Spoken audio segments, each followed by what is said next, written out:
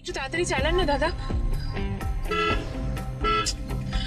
আচ্ছা আমি আমি কি করব এখন? আমি কোথায় খুঁজবো ওকে? দাদাকে একটা ফোন করি। দাদাকে ফোন করলে তো ও আবার টেনশন করবে। ইস, মাকেও তো কিছু জানিয়ে এলাম না। নিশ্চয়ই আমার জন্য খুব চিন্তা করছে মা। ফোন করবো একটা, কিন্তু কি বলবো মাকে? অগ্নির এই অবস্থার কথা তো এখন মাকে জানাতেও পারবো না। কিন্তু মাকে তো একটা খবর না দিলেও নয়। আয়ুষী, কিরে কোথায় ছিলে তুই? তুই জানিস তোর ফোন বন্ধ, আমি কি টেনশন করছিলাম তোর জন্য। কোথায় তুই? তুই ঠিক আছিস তো আয়ুষী? কিরে? হ্যাঁ মা, আমি একদম ঠিক আছি, তুমি কিছু চিন্তা করো না। আয়ুষী তুই কোথায় আছিস এখন? কখন আসবি বল? মা, আজ মনে হয় তোমার সাথে আর বেরোনো হবে না জানো। আমি একটু অগ্নির সাথে দেখা করতে যাচ্ছি। অগ্নির সঙ্গে? হ্যাঁ মা, একটা খুব জরুরি দরকার। আমি খুব তাড়াতাড়ি ফিরে আসবো, এসে তোমাকে ফোন করবো।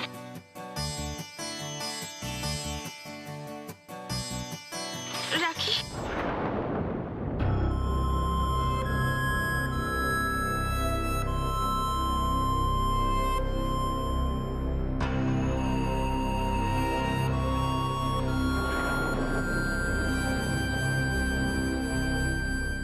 আয়ুষী অগ্নির সঙ্গে দেখা করতে যাচ্ছে? তার মানে কি সত্যি ওরা দুজনে মিলে ওদের সব ভুল বোঝাবুঝি মিটিয়ে নিচ্ছে? বিয়ে বাঁচানোটা কি সত্যি কোনো থার্ড পার্সনের হাতে থাকে মিসেস দেবরায়?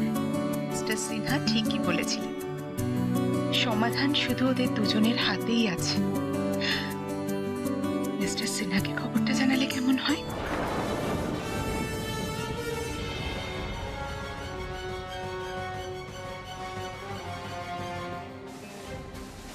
তোমার একটা কথা জিজ্ঞেস করব, তুমি সত্যি উত্তর দেবে তো? এতদিন তো তোমাকে মিথ্যে বলার প্রয়োজন হয়নি অঞ্জলি। এ বাড়িতে বাকি সবার মতন তুমিও কি ভাবো যে আমি আমি কি ভাবি সেটা আমার উপর ছেড়ে দাও। তুমি যে বলতে এসছো সেটা বলো। দেখো, আমি যা করেছি এ বাড়ির ভালোর জন্য করেছি, ছেলে মেয়ের ভালোর জন্য করেছি। সবসময় এই সংসারের ভালোটাই ভেবেছি। কথাগুলো কিরকম সাফাই দেওয়ার মতন শোনাচ্ছে। এগুলো তো আগেও বলেছো, আমি আমি সবটা জানি। হ্যাঁ, আমিও জানি অনেক সময় ছেলে মেয়েদের দুষ্টুমি আড়াল করেছি, তবে এই ভেবেই করেছি যে সময়ের সাথে সাথে সব ঠিক হয়ে যাবে। সত্যি কি তাই অঞ্জলি? সময়ের সাথে সাথে সব ভুলই কি শুধরে নেওয়া যায়? কি বলতে চাইছো তুমি? আমি যেটা বলতে চাইছি সেটা তুমি বুঝতে পারছো না, না বোঝার চেষ্টাই করছো না। যা বলবে স্পষ্ট করে বলো, আমি হেয়ালি বুঝি না। খুব ভালো কথা তুমি বোঝো না, বুঝে তুমি কতগুলো জীবন অহেতু জটিল করে তুলেছো সেটা কি তুমি জানো? বড়দা ভাই কোথায়? মানিরা কি তোদের ফোন পাওয়ার সাথে সাথে দাদা শোনা অফিস থেকে বেরিয়ে গেছে। ও এখনো এলো না কেন? জানিস তো শুরুতেই সব গন্ডগোল হয়ে গেছে। কিরে দাদা ভাইকে ফোন করছি, দেখি কত দূরে আছে। আরে না না, বড়দা ভাইকে তো আমি ফোন করেছি, ওর ফোনটা সুইচ অফ, তাই তো অফিসে ফোন করলো। এই জানিস রোজি কি বললো? রোজি বললো বড়দা ভাই নাকি মেঘলার সাথে বেরিয়েছে। মেঘনার সাথে? হ্যাঁ। হঠাৎ মেঘলাকে নিয়ে কেন? না, ব্যাপারটা তো ঠিক সুবিধের মনে হচ্ছে না। এই শোন, বৌদি কিন্তু এদিকে ঘুরলেই সব কেস হয়ে যাবে। এত কিছু অ্যারেঞ্জমেন্ট করার পর যদি পারে এসে তরিটা ডুবে যায় না। এই যে মেঘলা, এই মেঘলাটা প্রতিবারের মতন এবারও সবকিছু কেচিয়ে দিল। এই চান্স কিন্তু মিস করা যাবে না। যেভাবেই হোক তুই দাদা শোনার সাথে কন্ট্যাক্ট করার চেষ্টা কর, আমরা বৌদির দিকটা ম্যানেজ করছি। ওকে ওকে, ঠিক আছে। আমার ভাবতে অবাক লাগে অঞ্জলি যে তুমিও একজন মেয়ে, তুমিও একদিন এবারে বউ হয়ে এসেছিলে। আমার মায়ের কঠিন অনুশাসন শাসনে কত কষ্ট পেয়েছো।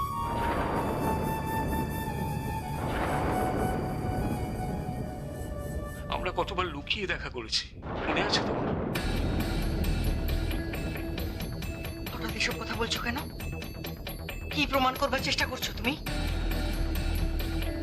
আর কথাটা যখন তুললেই তখন আমিও বলি, আমরা স্বামী অনুগত ছিলাম, সংসারকে ভালোবেসেছি, ছেলে মেয়ের জন্যে অনেক ত্যাগ স্বীকার করেছি। মানছি করেছো। অঞ্জলি, আজ তোমার ছেলে মেয়েদের মুখে হাসি নেই কেন? কেন চৌধুরী বাড়িতে আজ এত অন্ধকার? এসবের জন্য দায়ী কে অঞ্জলি? কে আবার? অলক্ষী। অলক্ষী ঢুকেছে ঘরে। অলক্ষী? কে অলক্ষী? কেন আমার মুখ দিয়ে নামটা বলাচ্ছ? আয়ুষী এই বাড়িতে কাল হয়েছে। ছি! ছি অঞ্জলি, একটু আগে তুমি না বড়াই করছিলে এই একজন মায়ের দৃষ্টান্ত,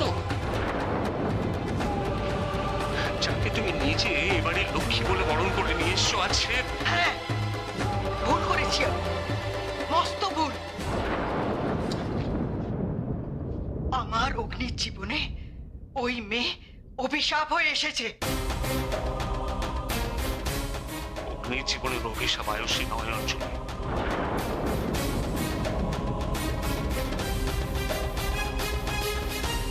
অগ্নি সর্বনাশ যদি কেউ করে থাকে সেটা হচ্ছে তুমি অঞ্জলি।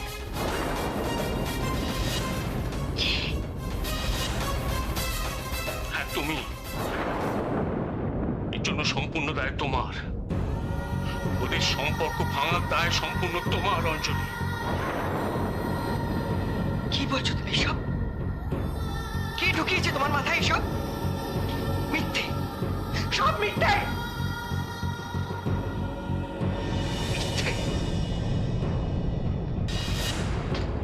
দেখো, দেখো, নিজেকে ভালো করে দেখো, দেখে বলো তাহলে সত্যিটা কি।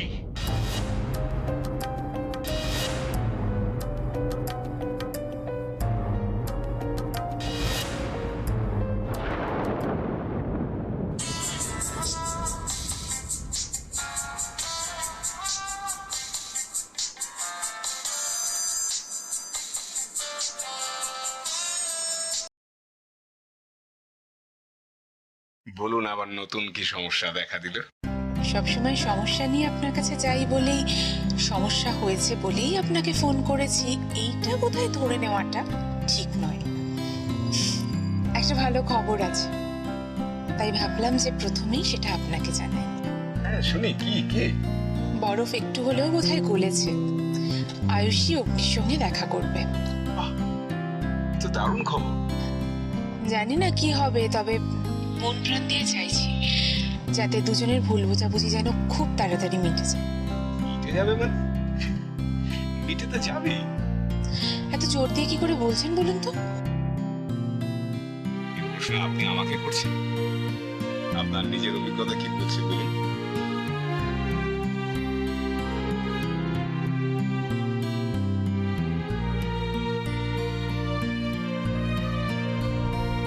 আপনার মনে আছে?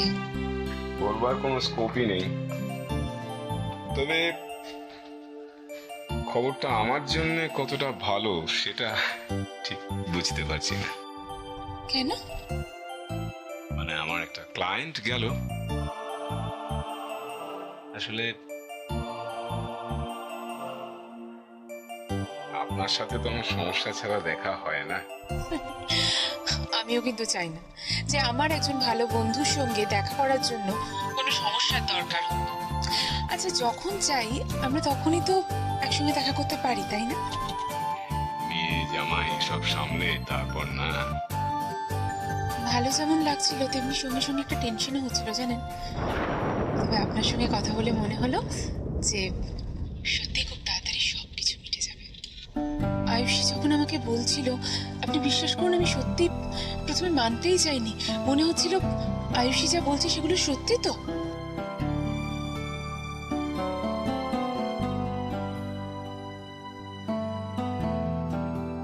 আপনার জন্য একটা সামান্য উপহার এনেছি। আমার এই দুদণ্ডের আশ্রয় দিয়েছিল নাটোরের বনলতা সেন। হ্যালো, আপনি আপনি শুনছেন তো? হ্যাঁ, বলুন বলুন বলুন বলুন। সবই তো বলে ফেললাম।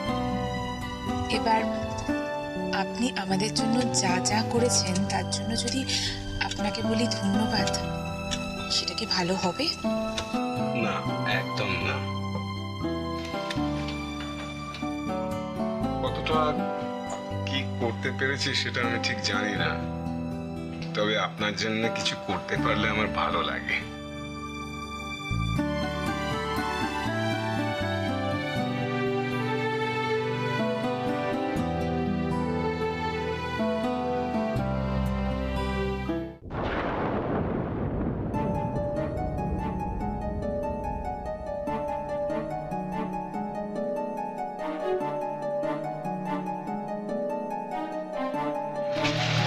অনি, অগ্নি কোথায়?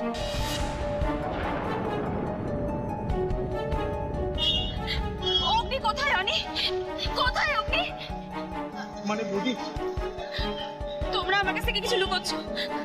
না, তোমরা আমার কাছ থেকে কি লুকোচ্ছ বলো? অগ্নি কোথায়? কোথায় অগ্নি? আই থিংক রোজি আর বড় মামা আমাদের এই ব্যাপারে হেল্প করতে পারবে। অগ্নি যদি সত্যিকারের অ্যাক্সিডেন্ট হয়ে থাকে তাহলে রোজি বড় মামা আমাদের কি হেল্প করবে? কি লুকোচ্ছিস আমার কাছ থেকে বল না। বৌদি বৌদি তুমি প্লিজ একটু শান্ত হও, সব ঠিক হয়ে যাবে, আমরা সব ব্যবস্থা করে দেবো। তুমি প্লিজ প্লিজ একটু শান্ত হও প্লিজ। আমি আসল নকল কিছু বুঝি না না। তোমরা আমাকে বলো অগ্নি কোথায়? বৌদি প্লিজ তুমি চিন্তা করো না, সব ঠিক হয়ে যাবে, প্লিজ রিল্যাক্স। আমরা আছি তো, সব ঠিক হয়ে যাবে, তোর ভাববার কিছু হয় না। কিছুতেই বলে পাচ্ছি না। ফোন এখনো সুইচ অফ। আমি কি করবো বলতো? মানে তোমরা কি বলছো? আমি তো কিছু বুঝতে পারছি না। পান্ডিতা, অগ্নি কোথায়? বৌদি আমি তোমায় সব বলবো, তুমি আমাদের সাথে চলো। কোথায় যাবো আমি? বৌদিকে নিয়ে গাড়িতে চলো। হ্যাঁ, বৌদি বৌদি শোনো, তুমি এখন আমাদের সাথে গাড়িতে চলো, তোমাকে আমরা সব বলবো। বৌদি আর যাই হোক তোমার সাথে বড়দা ভাইয়ের আমরা দেখা করাবো, প্লিজ মানে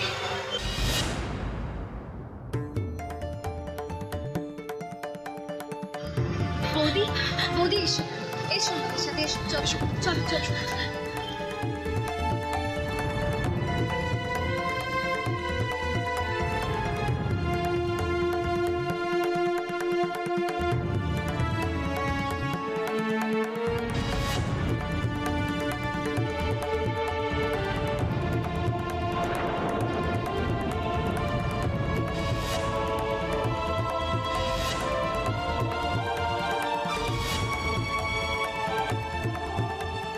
আরে কি করছো ওটা? আপনাকে একবার ফোন করে দেখছি যদি কিছু জানা যায়। আরে দাও ফোনটা দাও। তুমি জানো না ড্রাইভ করতে করতে কেউ ফোন করে না?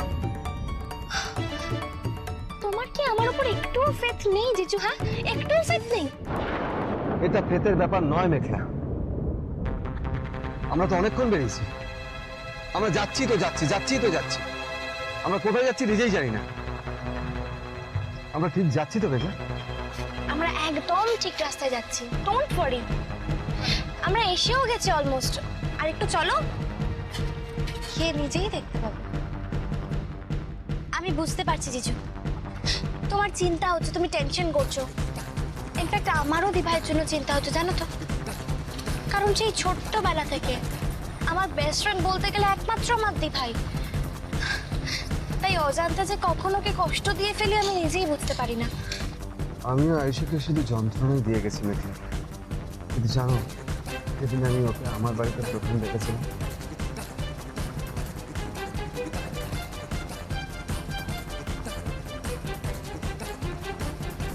সেদিনই ওকে ভালোবেসে ফেলেছি। অথচ এই কথাটা ওকে আমি আজ পর্যন্ত বলে উঠতে পারিনি। উল্টে এমন একটা পরিস্থিতি তৈরি হয়েছে যে একে অপরের থেকে অনেক দূরে চলে গেছে। এসব ঠিকুজি কুষ্টি এগুলো ম্যাটার করে না মেঘলা। তো অনির ব্যাপারটা কি করে ভুলে যাব আমাকে বলতে পারো? আচ্ছা ঠিক আছে, এখন না হয় আমরা এইটা নিয়ে নাই বা কথা বললাম।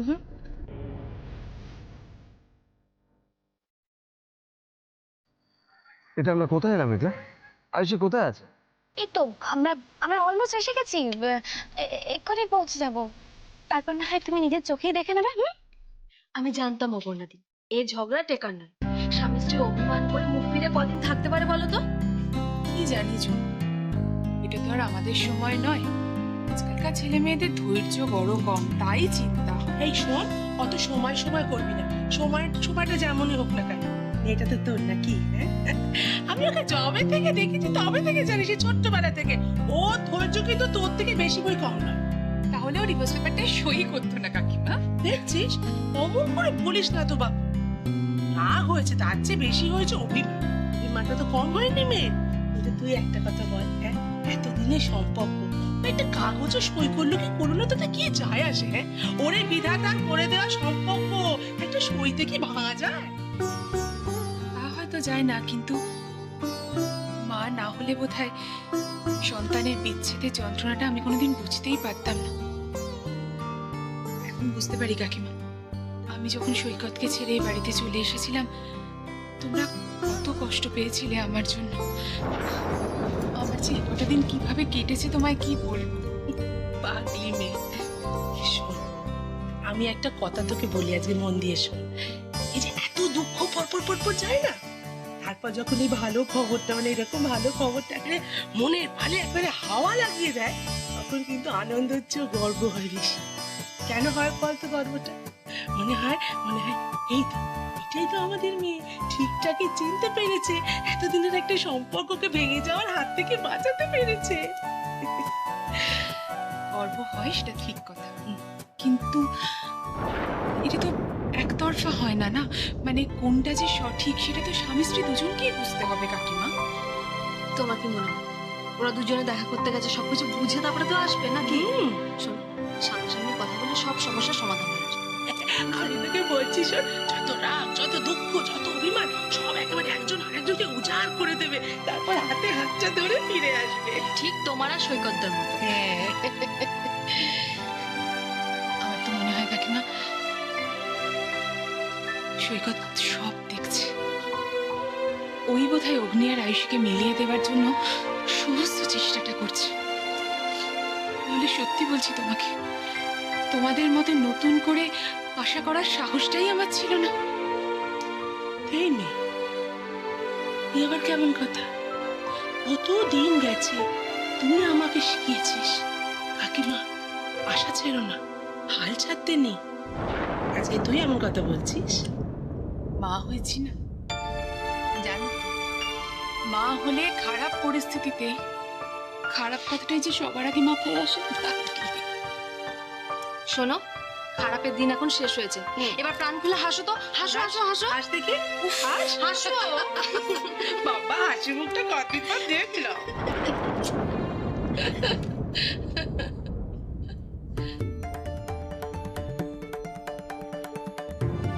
হাসো হাসো, যত খুশি হাসার হাসো, যতই সোহাগ করো না কেন, তোমাদের বাড়া ভাতে ছাই ডালবে মেঘলা। বেড়াতে? আয়ুষ বেড়াতে গিয়েছে? ওই অহনারাতে এসব কথা আমাকে আগে বলেন। আমি তো তোমায় বলছি জিজু, আর আমার তো মনে হয় বেড়াতে গিয়েই বোধহয়। বোধহয় কি? চুপ করে গেলে কেন? কি জানো তুমি? বলো মেঘলা, বেড়াতে না গেলে এত দূরেই বা আসবে কি করে? মেঘলা, মেঘলা তুমি কি লুকোচ্ছ আমাকে বলো। একবার আমাদের পৌঁছাতে দাও, তারপর সব তোমার কাছে পরিষ্কার হয়ে যাবে। আমাকে তুমি। আমি আর পেশেন্স রাখতে পারছি না মেঘলা, অহনাদের একটা ফোন করতেই হবে। জিজু, এতটা রাস্তা যখন পেরেছো তখন আর একটু পেশেন্স তুমি রাখতেই পারবে, আমি জানি। ওদের ফোন করে কোনো লাভ হবে না জিজু। আয়ুষী কোথায় বেড়াতে গেছে, কার সাথে গেছে, কি কন্ডিশনে আছে, এটা জানাটা খুব দরকার মেঘলা। তোমার সব প্রশ্নের উত্তর তুমি পেয়ে যাবে জিজু, আর একটু অপেক্ষা করো। Everything will be clear like day light. এবার চলো প্লিজ।